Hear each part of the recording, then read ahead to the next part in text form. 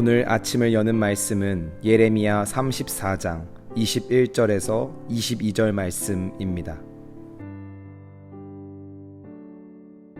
또 내가 유다의 시드기야 왕과 그의 고관들을 그의 원수의 손과 그의 생명을 찾는 자의 손과 너희에게서 떠나간 바벨론 왕의 군대의 손에 넘기리라. 여호와의 말씀이니라. 보라, 내가 그들에게 명령하여 이 성읍에 다시 오게 하리니 그들이 이 성을 쳐서 빼앗아 불사를 것이라. 내가 유다의 성읍들을 주민이 없어 처참한 황무지가 되게 하리라.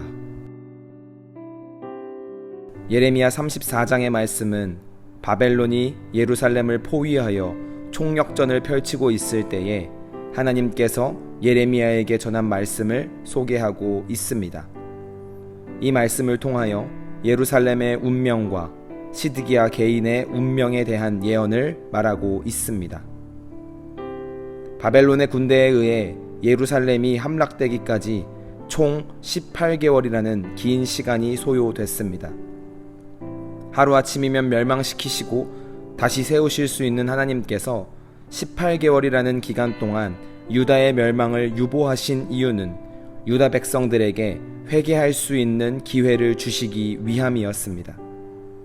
그러나 시드기야 왕과 유다 백성들은 거짓 선지자들의 헛된 위로에 속아 그 기회를 날려버렸고 이제는 예레미야 선지자의 말대로 함락되기 직전의 상황에 이르렀습니다.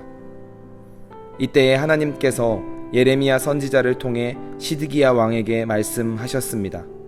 그 내용은 예루살렘은 함락이 될 것이며 불이 날 것이란 사실입니다.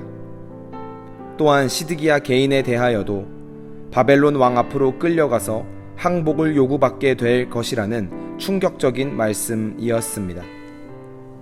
자신과 나라의 최후를 들은 시드기야 왕은 궁여지책으로 특단의 조치를 취합니다. 그것은 히브리 노비들을 놓아주어 자유롭게 하는 칙령을 내린 것입니다. 이것은 출애굽기와 신명기에 나오는 히브리 종을 사면 6년 동안 일을 시키고 7년째에는 값없이 풀어줘서 자유인이 되게 하라는 해방의 언약에 기초한 칙령이었습니다. 예루살렘이 함락되기 전 한 명의 사람도 귀한 그 시기에 시드기야 왕은 하나님의 진노를 누그러뜨리기 위해 이러한 정책을 실행했습니다. 그런데 이때에 맞춰 애굽의 군대가 유다를 돕기 위해 예루살렘으로 진격해 왔고 바벨론 군대는 잠시 포위를 풀고 외곽으로 퇴각을 했습니다.